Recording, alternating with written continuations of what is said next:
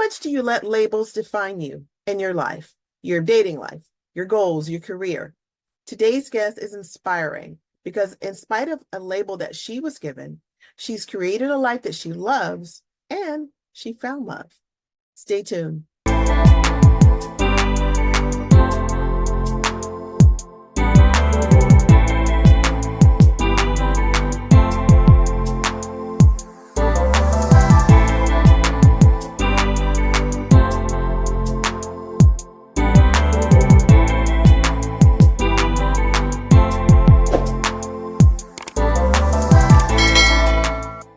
Hi, thanks for tuning in today. My guest, her background is so cute, but the reason she's here today is so inspiring, and I'm just like excited for you guys to hear what she has to say.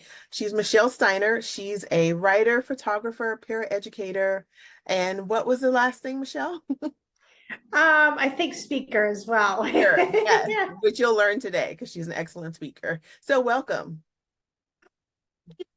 Yeah, thank you.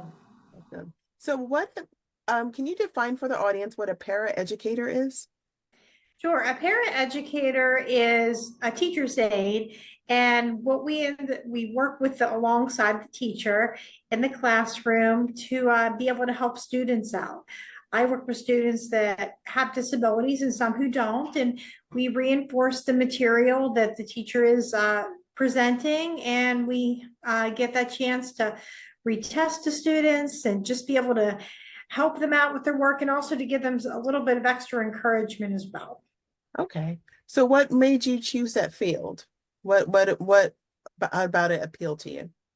Sure. One of the things that I wanted to do, I knew I wanted to go to college and I knew I wanted to work with children, but I knew that being a certified teacher would be really hard with my disability. So I decided that, okay, I'm okay with being a teacher's aide. Okay. Well, can I ask you what your disability is? Is that okay to share? Sure. I'd be happy to tell you. I have dyscalculia, which is a math learning disability. So all the kids know, do not ask me for help with math. I also have visual perception issues that affect my brain, not my eyes, so I'm not able to drive. And I also have limited hand dexterity in both of my hands. Okay. So how do you cope with that? Like what do you do to make that work for you or make in spite of your disability? Right. One of the things I have to do is I have to find different ways to be able to do things. A lot of people think, oh, you can't learn because they hear learning disabled. And that couldn't be further from the truth. I just have to find a different way to do a lot of things. I might, if I'm in college or if I'm taking courses all throughout school, I needed to have extended test time, to have a test read aloud to me. I also had to have specialty instruction. In my daily life, I'm not able to drive, but I have a great support system. I have a husband who takes me wherever I need to go, and he takes me to work in the morning, and I have a great coworker that takes me home at the end of the day. I also live in a central location, and I found some joy with a lot of walking because I can pick up on details that other people will miss. I might see a flower and if I was driving, those are things I would miss. And I get to stop and smell the roses when I'm on my walks and take beautiful pictures of flowers. And I would miss so many beautiful shots if I didn't have that. With the limited hand dexterity, it's also one of those things where I'm not able to use a manual can opener. So I use an electric one and just a lot of different things with having that. So for me, it's just a way of life. And the big thing is avoiding math. That is the biggest thing. We have not found an effective way to learn or to be able to present the information to me. So just as much as possible to not be able to deal with numbers. So it's interesting that if you have an issue with dexterity that you were able to become a photographer. How did that Mhm. happen? I am able to take pictures. Sometimes it can be a little hard to keep things into focus. I can do that. I'm pretty confident with using my iPad and my camera and also the phone, the camera on my phone. So I can do that. It hasn't really affected me in that way. Where it really affects me is other fine motor skills, like trying to unlock doors. That can be really difficult for me. That's actually was the inspiration for my first article about why what's a seemingly easy task for other people, but it's really hard for you. And that was with the mighty. And I finally got that courage to write about that. I had people telling me I should do that. And I just, after that point, when we bought our house and I couldn't open the door, I was able to do that. So it's so funny you said that because that was going to be my next question. It's like, was that your inspiration for writing your Yes. experiences? Ready to transform your life or just tired of feeling stuck? Conquer stress, boost confidence, overcome fears, and more. Unlock your potential with a private mindset coaching session with Angela. Your breakthrough begins here. Visit newmindsetnow.com. So don't wait, book your session now. Okay. It really was, because writing was always healing for me. I can remember when I was a small child, I had my first article. My dad found a story about a dinosaur that I wrote.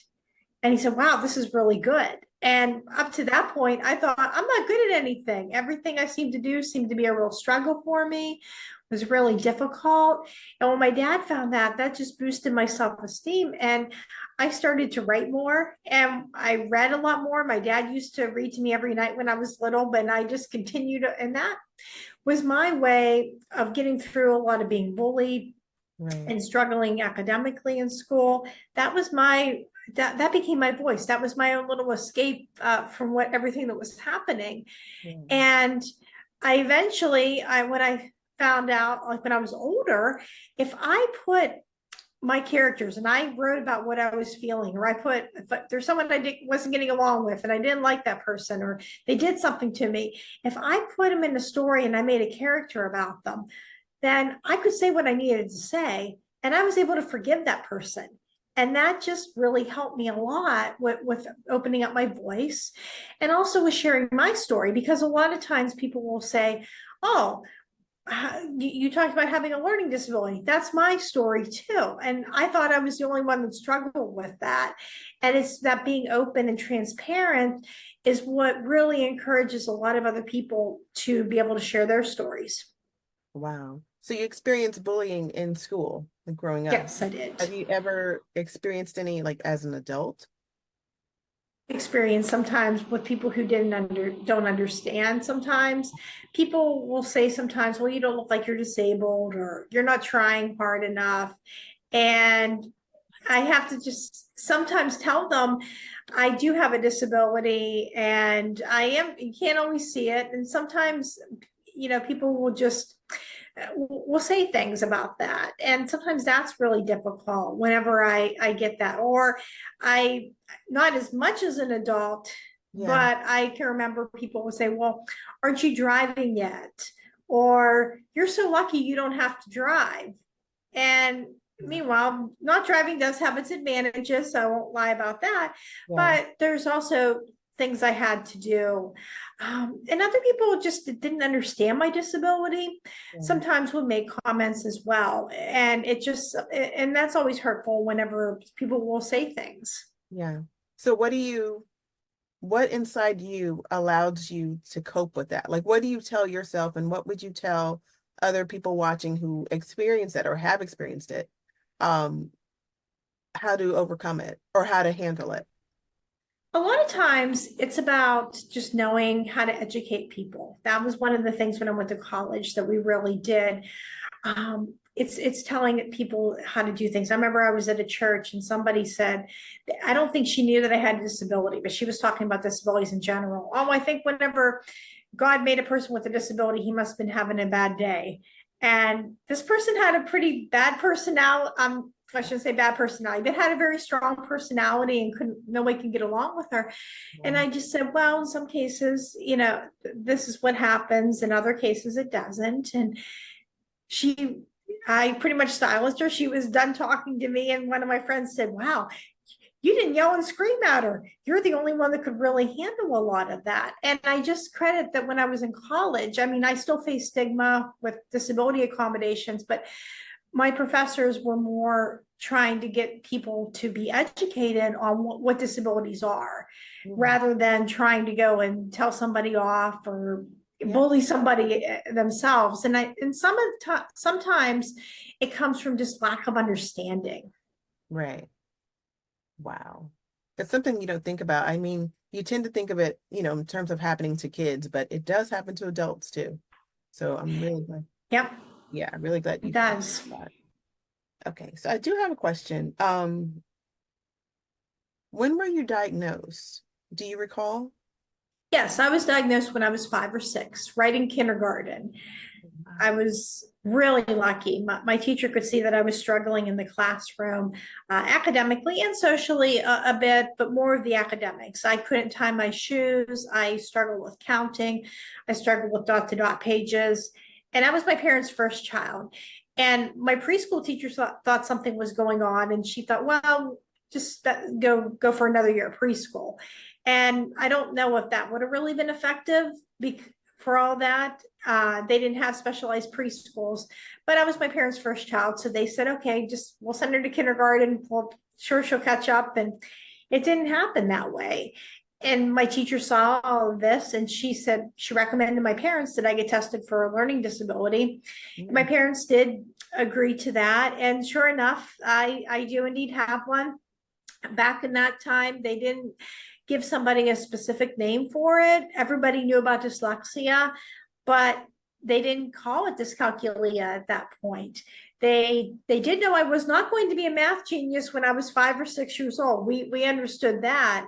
And that was hard for my dad because my dad's pretty decent with numbers. mhm. And he was like, well, wait a minute, 1 plus 1's always going to be 2. So how? And they said, well, your daughter is just not going to understand how numbers work. Yeah. So what advice would you give to parents who see that their child is struggling and don't really know how to handle it? And also parents who just newly discovered that their child has a Mhm. disability. Like, what advice would you give them? The first advice I would give a parent, if they think their child is struggling, is to talk to their child's teacher first and see what's going on in the classroom to see how are they performing. Are they struggling in the class? And how much, or is that something the teacher would be worried about too? Mm, And if the teacher's concerned, then maybe work on getting some testing done for having a disability. I also recommend the parents talk to their child's pediatrician too, just to see, is this development normal, or is this just something that they might just be a developmental phase, or they might just be behind in a certain area. That's another good resource. Or if they have very small children, they have birth to 3 intervention services mm, where they can get tested for having just certain disabilities and early intervention services from a very young age. mm. And if a parent already has a child that's diagnosed, if it's a new diagnosis, I'd really recommend they talk to professionals as well and just see what they can do to be able to help out. I know my mom and dad were really, they talked a lot with my teacher. In fact, I got to meet one of my first learning support teachers and I got to see her again and I thanked her for the support. And my mom always said that was one of her favorites. Mm. And she said, well, your mom and I work together. If I had a concern, I'd call your mom up and we would work together to solve that. Or if your mom had a concern about something that was happening, she would call me and we both worked together to make sure that, you know, I was able to be able to learn and be able to really thrive. Yeah.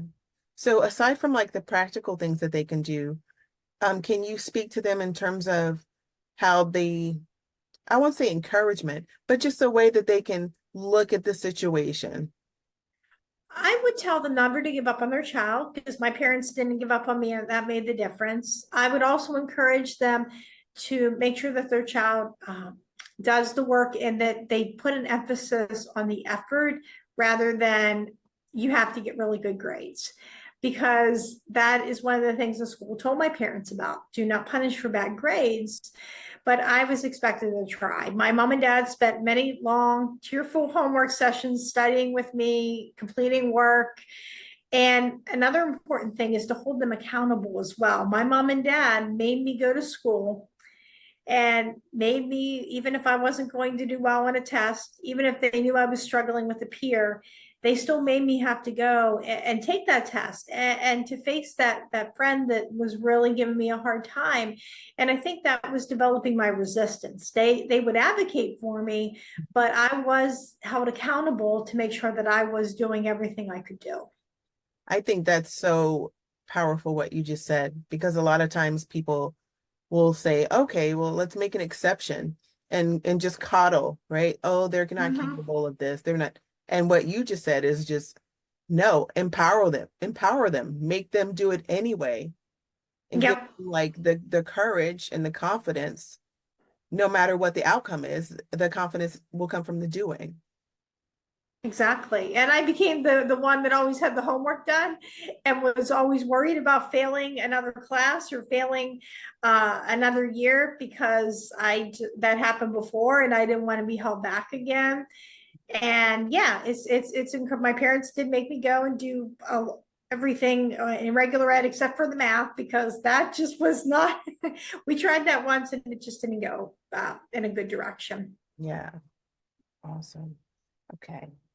So what advice would you give to your younger self, knowing everything that you know now and the way you've been able to flourish in life, right? And in spite of Mhm. whatever was thrown at you, what advice would you give your younger self? The advice I would give to my younger self would be that things are going to get better because I can remember being that really small child thinking that life was always going to be hard and my disability was going to stand in the way. And I'd love to tell my younger self, you went to college despite being told you couldn't do it. You got your bachelor's degree despite a psychiatrist telling you you couldn't do it. You got a job that you've been able to maintain employment for 13 years despite somebody telling you you were going to have limited job choices. And you're going to get married. You're going to have a house. You're going to have a lot of wonderful things in your life. And just, I think if I would have known that, I would have relaxed a little more and I just would have had a lot more fun in my life. So for the ladies, for the single ladies watching who may have a disability, what Mhm. advice would you give them in terms of dating? I would tell them that there is somebody out there for you, and there will be people that might not want to be with you with that you have a disability, and those are the people that you're just not meant to be with. And because I had some experiences with that myself, I can remember my ex. He knew me in school, and we were breaking up, he said, I think you could drive if you really wanted to. And I was tired of taking you places. And I was just tired. I was like, oh, when's this person going to come along? And I had other people saying, oh, yeah, you may not find somebody because of your disability. And I've had other people say, I don't think I could be with you because of that. And this just weren't the right people for me. And what worked for me is when I finally just prayed and I said, God, I'm tired of being in these broken relationships. Don't send me anybody until it's the right person. And he was faithful with that. I met my husband whenever I wasn't even expecting it. We were both volunteering while I was volunteering in an art center, and he was coming to play guitar that night. And it turns out we had mutual friends, and we were both in the same place at different times. And I had other people that dreamed about this. I can remember I had a friend that told me, I had a dream. You got married and you had a vintage dress on and you're standing in front of the courthouse and I don't know who the guy is. Well, the vintage dress I could see because that's always been my style. But I thought, why would I be in front of the courthouse? And who is this person?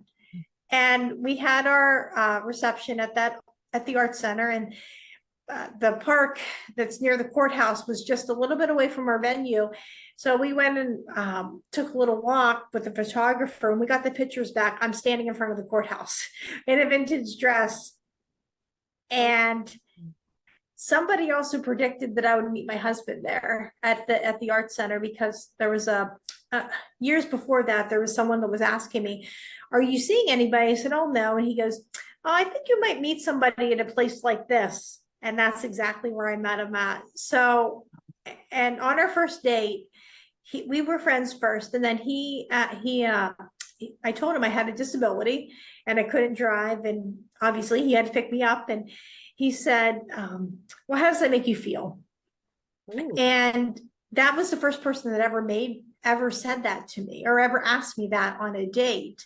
So I would just tell single people out there that there is somebody that will love you with having a disability, and that's the person you want to be with. I love that. I love that story. So you also blog, right? What do Yeah. you blog about? I write about life with a learning disability. I really use a lot of nature analogies to compare life with having a disability just with my own. So I might talk about the process of accepting my disability as like a flower blooming. And I also feature a lot of my photography on my blog. I take a lot of pictures, and I have posters and some other things that people can purchase on my online store. Oh, that's really cool. You know. I love how you turned, some people would call it lemons into lemonade, because Mhm. yes, on your walks, you have the time to appreciate your surroundings instead of just how we normally just whiz by, right? We don't look around, we just whiz by going from point A to point B. Yes. Yeah, Yep, exactly. I love that. So I would like to ask one more final question. Sure. So with everything you've overcome in life and things you've gone through, and it doesn't have to be related to, your disability or what have Mhm. you.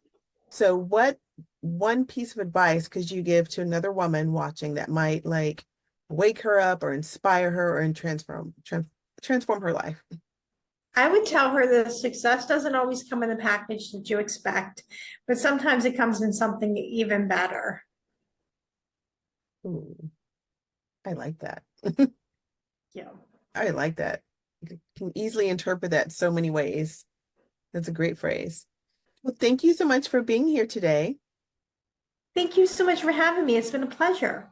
Awesome. So you guys watching, don't forget to like, comment, subscribe, share this with someone you care about because there's some great advice in here. And we'll see you next time. Bye.